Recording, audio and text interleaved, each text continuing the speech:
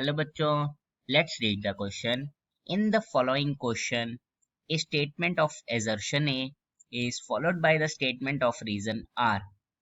तो देखो हमारे को ये क्वेश्चन कैसा है, इसमें हमें स्टेटमेंट्स दिए हैं दो, एक A और एक R, और हमें पूछा है कि जो A वो ट्रू है कि फॉल्स, और जो R है वो उसका सही रीजन है कि नहीं। तो देखो हमारे स्टेटमेंट्स क्या हैं। Chlorobenzene on reaction with sodium metal in the presence of dry ether gives diphenyl। और दूसरा इसका रीजन हमें क्या है कि this reaction is called Ullman reaction. तो हम पहले चेक करेंगे ऊपर वाली रिएक्शन सही है कि नहीं, और फिर उसका नाम उल्मन है कि नहीं।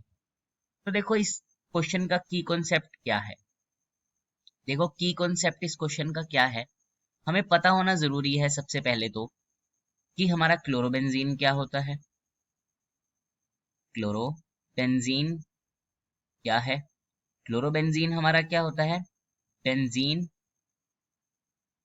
रिंग और उसके ऊपर क्लोरीन।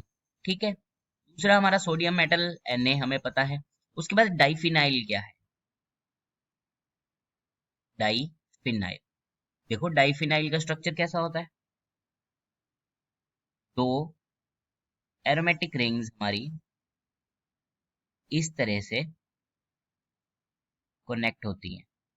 ठीक है, ये हमारा डाइफिनाइल।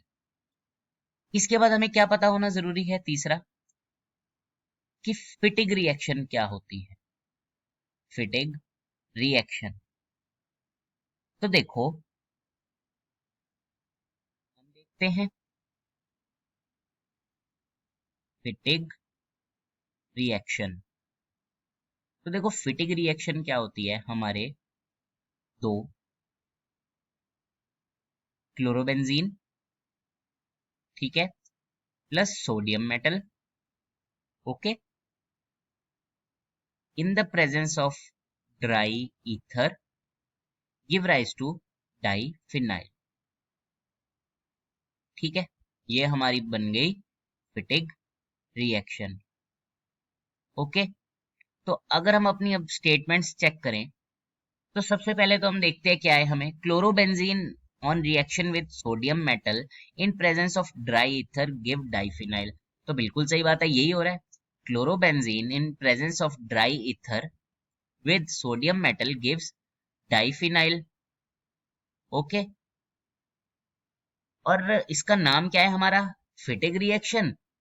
तो हमारा सेकंड रीजन क्या दिया है हमें कि this is called Ullman reaction, तो ये तो गलत हो गया। तो देखो अब हम अपने ऑप्शन चेक करते हैं।